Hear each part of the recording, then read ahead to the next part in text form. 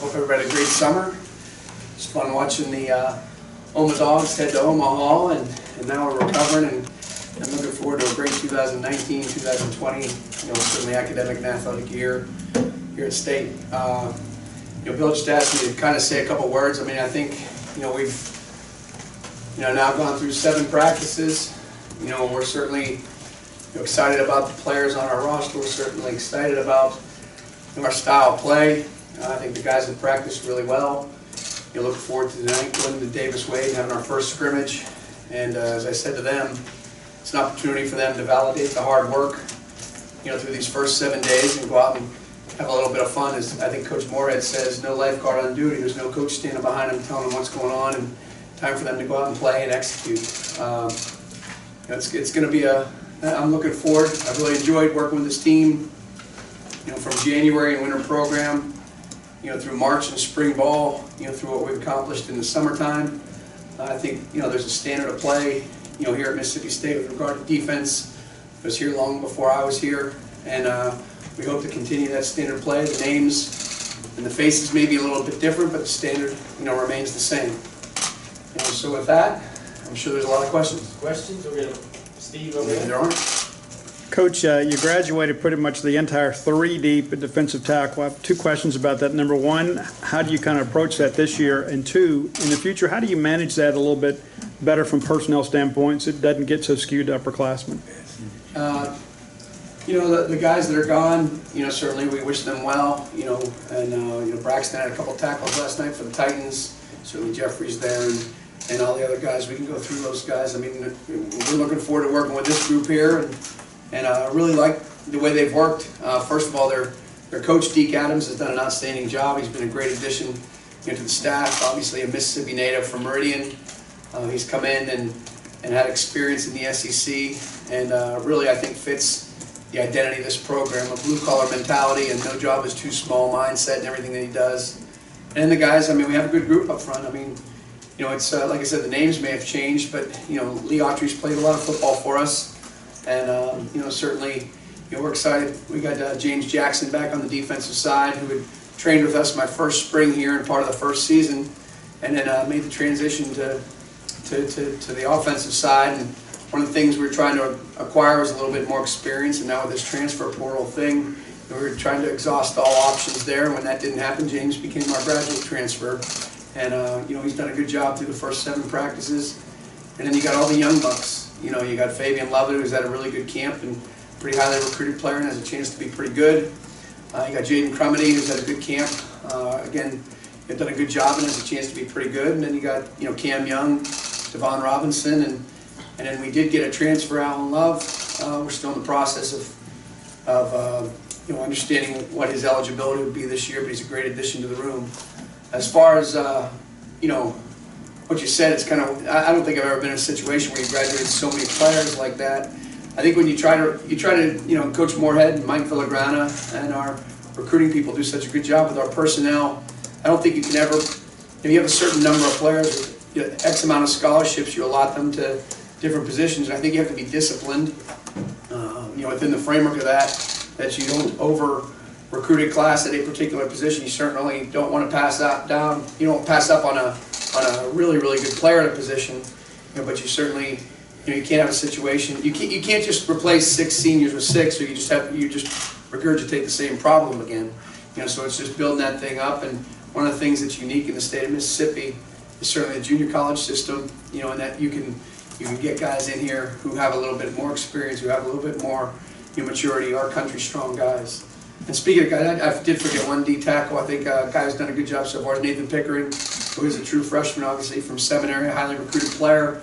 He's learning what college football is all about and taking his lumps. He's had some good snaps and had some bad snaps, but I'm just as excited about watching him out there tonight as anybody. Brett, the coach is left. It's been several years since State has had the same defensive coordinator 2 years in a row. In your experience, how does the defense kind of gel in a system from year 1 to year 2? I know your situation is different because of all the lost personnel, but there's 2nd and 3rd level guys that are playing in the same system for 2 years in a row for the first time in their careers. I'll give you the 2 perspectives. I think from the coaching perspective, I think each coach, at least I guess would be the way I would put it. Is I look at each team's a different unit. It's a different identity. If you talk about our scheme, I never talk about scheme. I talk about style of play, and our style of play is non-negotiable. But each year, what we try to do is we try to tailor our system, to the talent that we have. One year it might be a strength on the D line, one it might be linebacker in the secondary.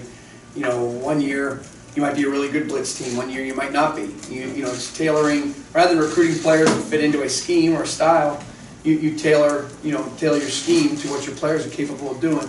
So this team will be certainly, although like you said, there's a comfort level when having the same coach for the first time, having the same verb, terminology and things along those lines.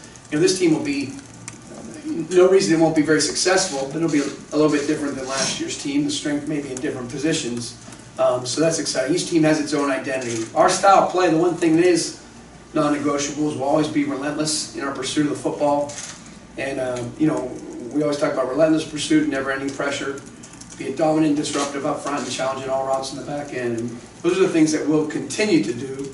Just the strengths of the unit and the strengths of the group, might be a bit different than they were last year.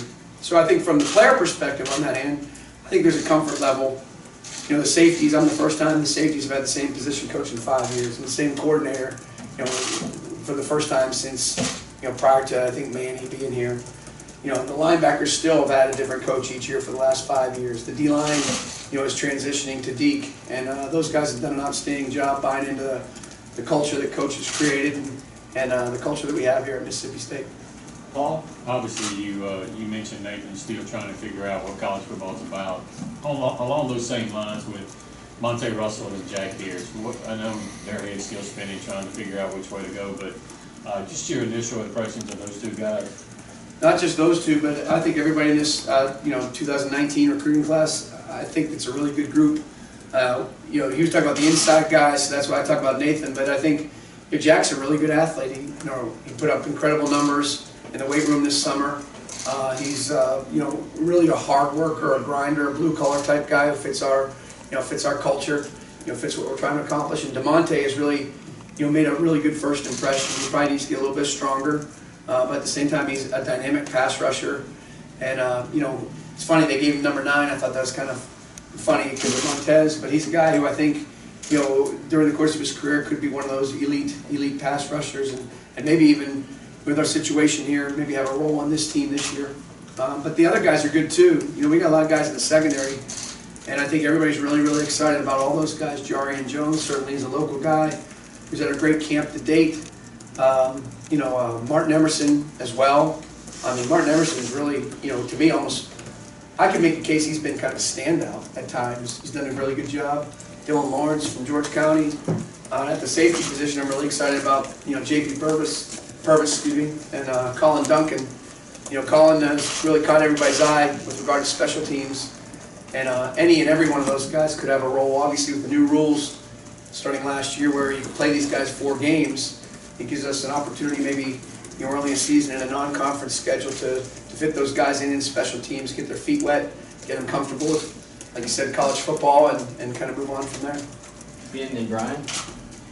Coach, you mentioned the junior college recruiting here in the state of Mississippi, so bigger than other places, but how much has that aided you guys in recruiting? I think it's different for you guys to have that in your backyard. Well, I mean, it's funny, one of the things we do in the defensive room is every day before the meeting we have a freshman tell the joke of the day. It's not hazing, I don't want anybody to start to think anything along those lines. They get to introduce themselves. What we have discovered is the 2019 recruiting class is not a very funny group of people. And then we have an upper class guy give a word of the day. And hearing some of these guys talk, whether it's Chauncey or Brian Cole, everybody's journey to get here to college football is a little bit different.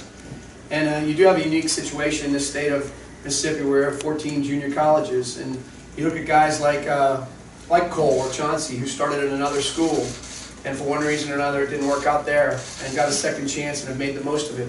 You stand on for Montez last year and Jonathan Abram.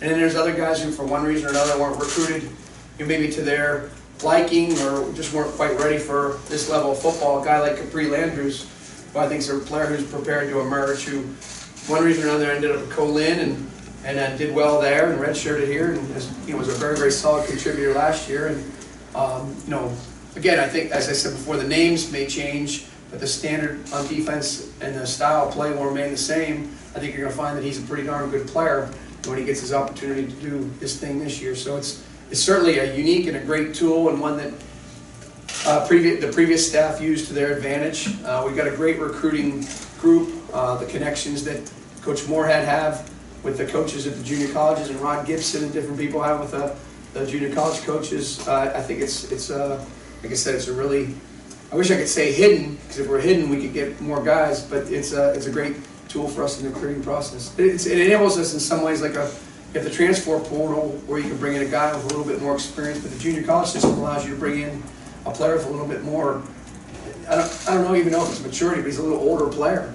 And in this league, it's a league where it's a grown man's league. The SEC West is big league football, pack your big boy, shoulder pads and thigh pads and things along those lines. One of the things you talked to us a lot about last year was turnovers. You lamented the fact that you didn't create enough of them. Do you feel like this is a unit that can create turnovers for you? I hope so. I mean, it's been a point of emphasis, and I don't know that you can ever create enough. I always think turnovers are the great equalizer to takeaways. We don't, takeaways are defense, turnovers are offense. So we call them takeaways, and we want to take the ball away. Our mantra is everything that we give the players is HTB, hunt the ball. We're really trying to hunt the ball. We studied techniques this off season to do a better job stripping the football. We've done a good job, trying to work on ball skills and things along those lines. And the reason I say it's a great equalizer is the takeaway game can turn a bad defense to good, and a good one to great, and a great one to become a championship one. And I think that's an area for growth with our guys. We acknowledge that. We were 5th in the conference last year in takeaways in the middle of the country, and I think the offensive players, when you visit with them, will tell us it's been a point of emphasis through these first few days of practice. They're icing their forearms and their wrists because we're hammering at that ball pretty good and doing a pretty good job of getting after it. Coach, you lose a couple of starters within your group, and Abram and McLaurin, but you return some guys with starting experience. How would you kind of assess where your first team stands right now? Yeah, like I always say, opportunity is the key to life, and someone's missed opportunity is another person's opportunity. Last year, certainly nobody wanted. We returned Brian Cole, who was a starter through the first 4 games. He was injured against Florida, and I put him in the category, one of those guys who's got to step it up. Not that he's not stepped up. I mean, he's a name that you may not be familiar with, but by the middle of the season, if he plays up to his capabilities, may be on a lot of people's radars. He's very, very talented. He can cover like a corner. He can blitz like a linebacker. He's tough. He's physical. He's got all the great assets of a defensive player, for the nickel in our scheme. When he went down, then Capri Landrews stepped up, and all you need to do is put on the Texas A&M game from last year to see that Capri's a really solid player. I call him. He's like a steady Eddie. He's never out of position. He does exactly what you ask him to do. He's got a quiet, quiet leadership style to him. He does a great job. He's a steadying influence. He's the yin to my yang a little bit, because sometimes I get on him pretty good. And we got this coach. He's done a great job through this camp. And then obviously at the free safety position right now is C.J. Morgan. And so when Capri got hurt, then C.J. stepped in, for the Alabama, Arkansas, Ole Miss in the bowl game, and C.J. got a lot of confidence. Last year at this time, C.J. was fighting off some people, on that second string, third string line. And in the middle of the season, we sat down and tried to, when we had the injuries, figure out who to put in there.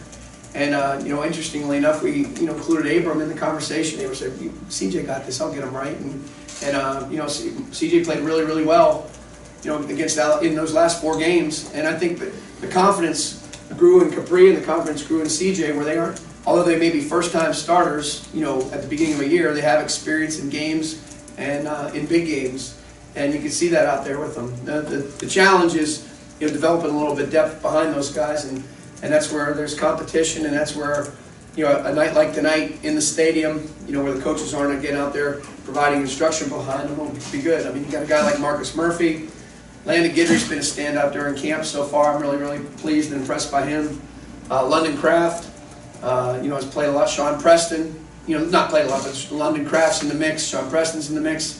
And I mentioned the 2 freshmen, J.P. Purvis and Colin Duncan. So, I mean, there's pretty good competition for the 2s and 3s at the safety position and nickel position. At the other nickel, then, is Fred Peters, who you talk about the junior college system. You know, he was able to come in the spring and learn the system, and he's using the baseball analogy. He's like he's a utility guy. He can play second, third, or short. You know, you can put him out in left field if you have to. You know, he can do it all. I mean, I really kind of like his game, and he takes hard coaching.